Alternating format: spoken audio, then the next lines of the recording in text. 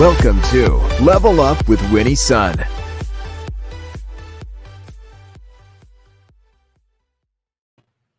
Well, hello, and welcome. Thank you so much for tuning in today. Welcome back. Happy Friday. How you doing before the weekend? If you're joining us on the replay, big hello to all of you as well. Thanks so much for tuning in. I always love seeing you here. Let's talk about how the market closed today. Now, the Dow closed up 123 points, 123. NASDAQ down 64. S&P also down 3. It's been a really rocky road this week. In fact, you saw earlier this week, the market was down tremendously, kind of picked up sort of midway, and we're closing. We don't like seeing these numbers when NASDAQ and S&P are down, but we'll take the Dow going up. So we'll take it for what it is. It's really interesting time. If you're not already paying attention to the financial markets, probably this is a great time, especially if you're invested. Now, today there's some interesting news we've been watching for some time this week, which was a big discussion over Apple versus Fortnite. As you know, today Tim Cook stood in front of a very strong panel asking about why and really proving whether or not Apple, the App Store in general, was a monopoly. This was spurred because Epic filed a lawsuit claiming that the 30% commissions that developers must make for those that make at least $1 million a year violates antitrust law. So today it was a bench trial. It was actually held in front of Judge Yvonne Gonzalez-Rogers. This could potentially actually cost Apple billions in lost revenue. So I'm sure many shareholders are watching this very carefully, because if they were forced to change its App Store model, which is something that we also saw with Google, which has a similar policy, they also kicked Epic out of their app, because what happened was that Fortnite, as you know, is a very, very popular game. If you go and you get Fortnite, you start to play it within Fortnite, you can actually do add-ons. I guess when you game, you can do add-ons, maybe different features of the game. And well, you have to pay for those features. And Epic is saying, well, those features, those add-ons, we should be able to charge somewhere else, have a different payment plan. We don't want to go through the Apple App Store and have to pay, because then they would be subject to Apple App Store's commissions. And well, Tim Cook said, I don't think so. And the reason that is because this is sort of the rule that they have across the board. Plus, they said that Apple makes sure that it's a superior experience for their customers, those of us who are iOS users, because they make sure that they have very, very good, strong malware prevention to prevent viruses and issues that many of their competitors, such as Google, Android, Microsoft, and whatnot, can't compete on. In fact, they're saying that these issues come out to be less than 1% to 2% that they have malware on iOS versus Android and Windows, where malware, believe it or not, is closer to 30 to 40%. So we'll see what happens, but I'm paying close attention. I hope you are as well, because this could impact not only billions of dollars, but it can impact also security concerns as well. Now, on other matters, let's segue a little bit, because for those of you who, just filed your taxes, and maybe you're like, it was a little painful, maybe paying a little bit more in taxes, or maybe it was less. And I think many of us are also, especially those of us with kids, are thinking, going into summer, what else do we need to be paying attention to? Well, here's a good one, because I want you to be paying attention to the day of July 15th, where 88% of families and children here in the United States are about to get a pretty nice benefit automatically, the IRS just recently announced. This enhanced credit, which is part of, if you remember, President Joe Biden's American Rescue Plan, helps to increase some tax benefits for families that qualify to receive from the previous $2,000 up to $3,600 a year. And this payment will be now made on a monthly basis, so that you don't have to file your taxes and then get the credit. You actually could get a monthly benefit. So for those of you who have kids under the age of 6, if you qualify, you'll be receiving $3,600 per child. And for those of you who have children up between the ages of 6 and 17, that drops to about $3,000. Still quite a bit. And I will say, today I want to share with you something that I did. Today I actually had a chance to speak for my second son, my child's third grade class, because they're actually doing this really fun project of coming up with a business idea and selling things virtually. It's all pretend, but it's a great way to teach them business skills, entrepreneur skills, and whatnot. It's really pretty fun. So thank you so much, CrossX Fighter, Joshua, for tuning in on YouTube, and everybody else I see as well. Thank you so much for tuning in. So that's what got me so excited. I had such a great Friday today because of that. But on top of that, I get to spend some time with you, and we get to answer your questions. So let's see what we've got. I know that we got a lot of questions this week, so it was kind of hard picking a few. But again, remember, submit those questions. We'll keep on answering them as much as we can every single Friday. So send those questions in. Let's see what our first question is. All right, thanks, Curtis. So question number 1, Winnie, every time I try to talk to my kids about getting older, they say, next time, mom and dad, but we're in our late 70s now, and we feel like we need to talk about it. Our kids are adults, have their own families, and we don't want to become a burden. Where should we start? Okay, so great question. And I know who submitted this, actually, because we had a very long discussion this week about this, but it is so true. So many times we don't want to have these very difficult questions. And I know this is a difficult financial question in particular, right? So let's say your parents are getting older, or you're getting older, and you want to talk to your children or adult children of what that's going to look like in the future. And I applaud you for wanting to have that conversation. It's not an easy one. And it's certainly not one that any of us were really taught how to conduct or train to do. Well, unless you're like a financial professional like me, you do it day in and day out. So here's what I would say is absolutely you should have one of these meetings. But what you can do is not overburden yourself, but really piecemeal it bit by bit. I do find like sometimes these more challenging discussions, if we tackle just one piece of the discussion every time, it's a lot easier. One thing that you could do is take an opportunity when the time is right? Maybe find one of your adult children. If you have more than one adult children, start with one and just say, I've been thinking about this and that. My father, your father and I have been thinking about this, or your mother and I have been thinking about this, and we want to talk about like where we're going to be when we like reach the age where we can't take care of ourselves. What's going to happen to our money? What's going to happen to those important financial decisions or health decisions? Who's going to make them? And have a really honest conversation. You got to find the right time. And sometimes the time isn't going to feel right, and you'll want to try again. If you continue to find that you just can't bridge that conversation, then I would recommend reaching out to a professional, or maybe even a really level-headed, trusted friend or family member that can sort of play that more neutral role for you. I've done it many times for many of our clients, being on the call or being in person with my clients and your children, sometimes even grandchildren, sometimes either other business partners or whatnot. But sometimes the most difficult decisions or discussions they generally don't end as difficult as you thought they would be. Usually, after you conduct these discussions, I always hear, "Oh, I'm so glad we finally did that. Wow, that's actually better. That went better than I expected." And that's what you're hoping to do. But what you're trying to do is have a plan in place so that on the day that you can't make those financial decisions, it just isn't a big scramble. One of the things we talked about last time was setting up that financial first aid kit.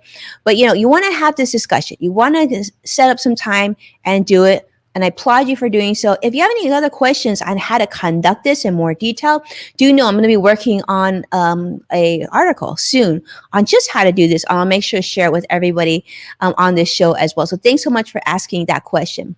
Let's go to question number 2. Thank you. Oh my goodness, it's wonderful to be here. I see CrossX Fighter. I see Robin Stevens. Happy Friday to you, my friend. All right, question number 2. Winnie, my son wants to start his own business this summer. We think he should just focus on finding a job. What do you think we should do to get him to be more practical with work? All right. Well, thank you so much for asking that question. I think it's a really reasonable one. I've actually heard many clients through the years say something of that nature.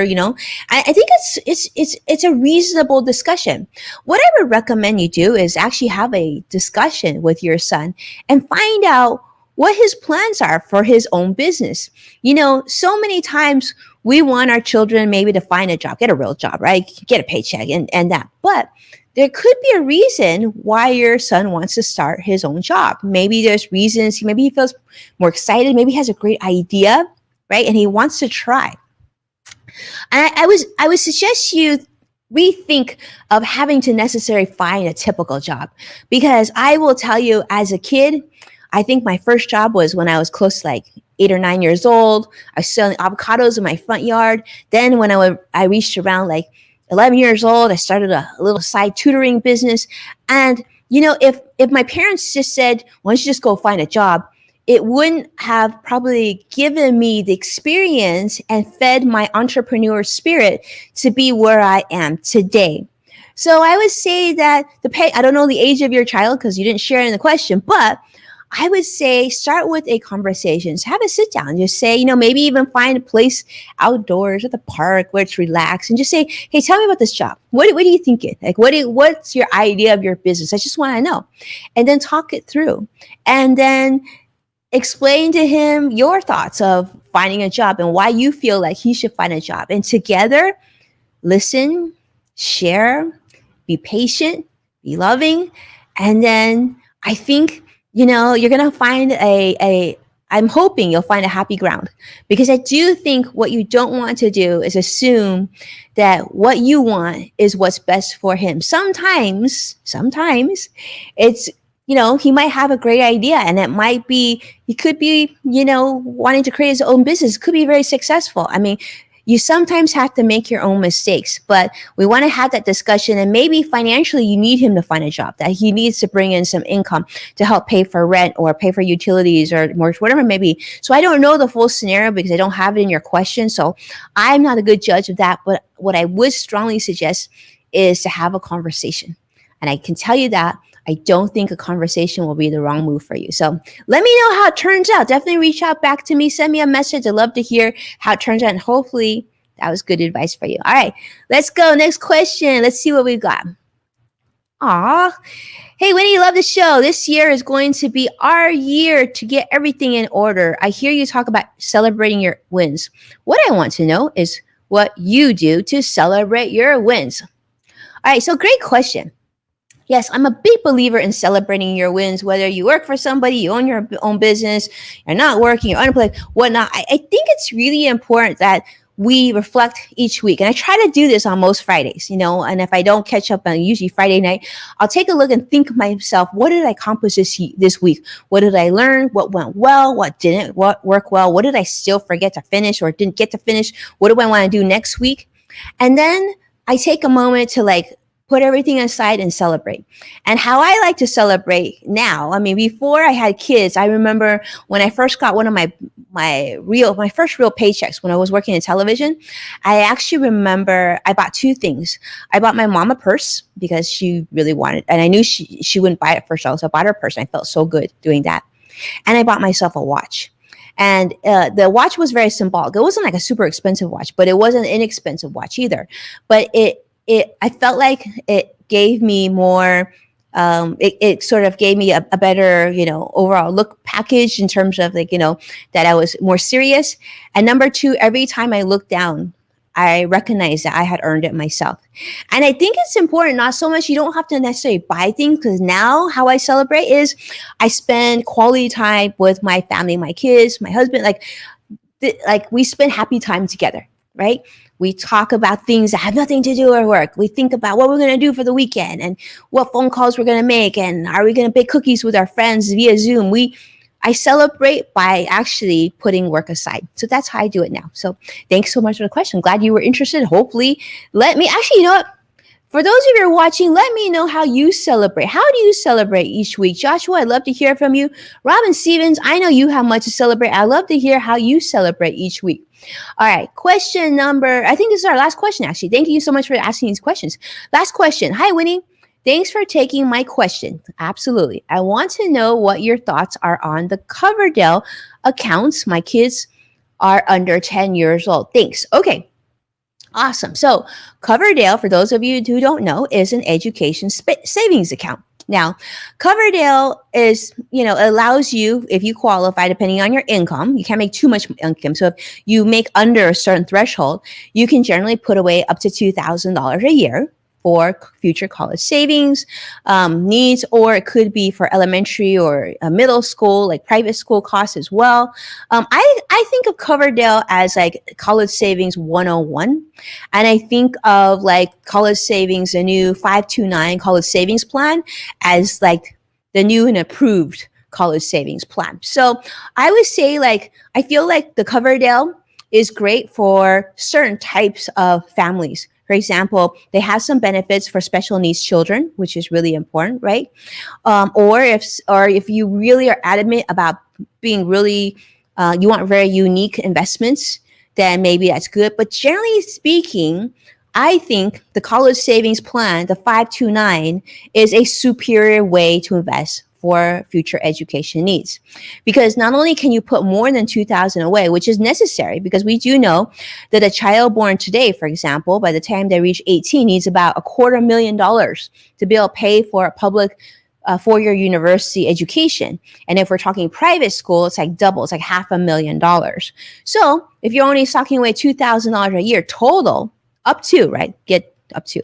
That's really not going to cut it. You really need to be able to save more money, and you really should try to, if you can, save more money for your child's education too, if that's a priority, right? So I would say, if you're really serious about saving for future college needs, I would look at the 529 college savings plans. They are generally they're state sponsored. There's hundreds of them available, and find a good financial advisor that's really knowledgeable about these sort of plans. I've keynoted at the 529 conference. This is something that we know very, very well. So get good advice, find a good one, understand the pros and cons, but it allows you to save a lot more money. In fact, as a parent, I'm able to save up to $15,000 a year into my child's 529 plan each year. I don't max out each year, but I have the ability to do so. In addition, if there's more than one parent, another family member, a friend, doesn't even matter, everybody can gift up to $15,000 per year into your child's college savings plan. In addition, if you're like, let's say your child's a little older and you feel like you need to catch up, you can actually gift up to 5 years of gifting, up to $75,000 right in the beginning. So it's very flexible. The other thing is, once your child reaches the age of 18 in the Coverdale, once they reach 18, you actually have to, whatever's left over in the account has to be distributed, therefore taxable. But in a college savings plan, it doesn't matter about age. So your child could be 18, 20, 30, 40, and they can continue to keep this account tax sheltered and growing. And your child could eventually decide to roll over to a sibling's account or their children's account. So this can be a family education fund. So it's pretty awesome. So I consider looking at that and looking at both plans, of course. And you may have heard me talk about this on Yahoo Finance just a couple weeks ago. But look at the college savings plan. I think you should definitely consider that one. And I would actually say, unless you meet certain criteria with the Coverdale, in most cases, the 529 is probably the way that I would go. All right. So thank you so much, my friends, for watching, supporting our program. Please take a moment to share this show all over social media. As a reminder, you can find full episodes of Level Up with Winnie Sun on NASDAQ, Amazon Fire, and Roku. So be well, and I can't wait to see you again next week. Have a wonderful, beautiful weekend. Bye-bye now.